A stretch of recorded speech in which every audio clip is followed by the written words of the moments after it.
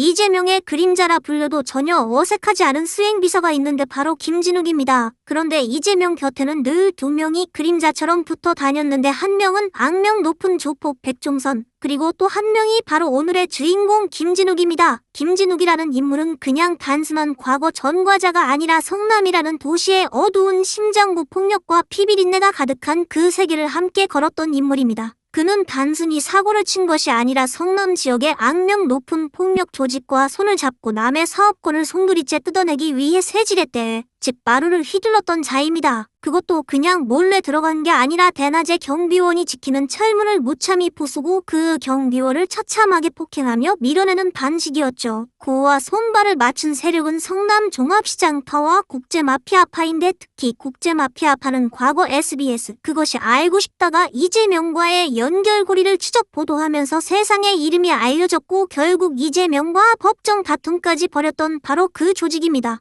단순한 동네 양아치가 아니라 이미 방송과 재판 기록 속에서 살아 숨쉬는 악명 높은 세력과 어깨를 나란히 한 겁니다. 그때 김진욱이 저지른 범죄는 상상 이상의 규모였는데 무려 40여 명의 조직 폭력배를 불러 모아 성남시 분당구의 한 오피스텔로 들이닥친 겁니다. 그 목적은 이미 운영되고 있던 보안 용역 사업권을 빼앗는 것이었고 이들은 무자비하게 폭력을 행사하며 기존 사업자 소속 경비원들을 건물 밖으로 내던졌습니다. 좁은 복도와 철문 앞에서 소리 지르고 욕설을 퍼붓고 철문은 빠르르 찌그러지고 사람은 피투성이가 된 채 질질 끌려 나오는 일이 벌어졌는데 이 사건으로 결국 김진욱은 법의 심판을 받았고 징역 6개월의 집행유예 1년이라는 판결을 선고받았습니다. 하지만 여기서 끝이 아닙니다. 그의 전과 기록에는 훨씬 더 질 나쁜 범죄가 있는데 외국에서 수입한 쇠고기를 서슴없이 국내산 한우로 둔갑시킨 사건입니다. 미국산, 호주산 도축 쇠고기에다 한우 도장을 마구 찍어대며 소비자를 기만하고 불법으로 폭리를 취했습니다. 이게 발각돼 또다시 징역형 집행유예를 받았죠. 여러분 이런 짓을 개인이 혼자 할 수 있습니까? 불가능합니다. 이런 건 반드시 거대한 조직이 뒷배로 붙어야만 가능합니다. 그러니 김진욱은 그저 우연히 조폭을 아는 정도가 아니라 그들과 한 몸처럼 얽혀있던 인물이라고 보는 게 정확합니다.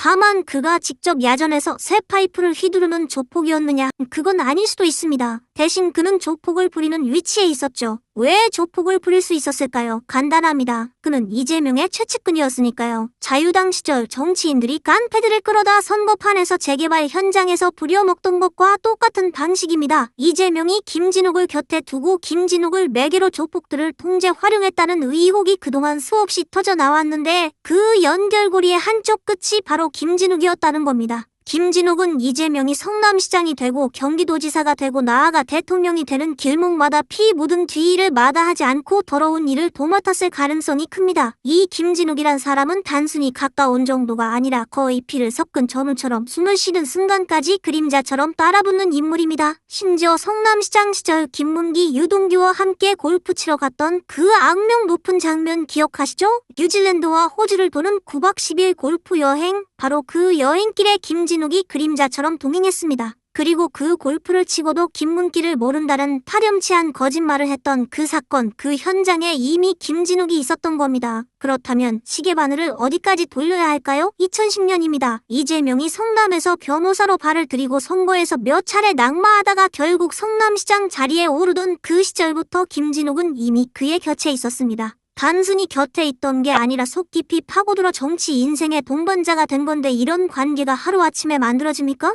피와 땀과 이해관계가 뒤엉킨 철저히 계산된 유착입니다. 당대표 비서실까지 들어가서 이재명의 손과 발이 되어 움직였고 당내에서 막고의 영향력을 행사했습니다. 한마디로 이재명 있는 곳엔 김진욱이 있다는 말은 단순한 수사가 아니라 정치권의 불문율이었습니다. 여기서 중요한 건 정진상과 김용 같은 공개된 측근들과 김진욱은 결이 다르다는 점입니다. 정진상, 김용은 성남시에서 직함 달고 움직였지만 김진욱은 어떻습니까? 비해서 은밀하게 이재명의 모든 동선을 감싸고 조율한 그림자 사령관이었습니다. 어쩌면 가깝기로는 정진상, 김용보다도 훨씬 더 가까웠을 수 있습니다. 그런데 최근 놀라운 사건이 터졌는데 이재명의 심장부 측근 그야말로 숨소리까지 함께 나누던 김진욱이 국무총리실 정무협력비서관 임용이 발표된 바로 그날 전격적으로 사의를 표명했습니다. 임용 발표 직후에 사의를 던졌다? 이건 정상적인 인사 절차에서 절대 나올 수 없는 기괴한 상황입니다. 이건 정치판에서 뭔가 터졌다는 신호입니다.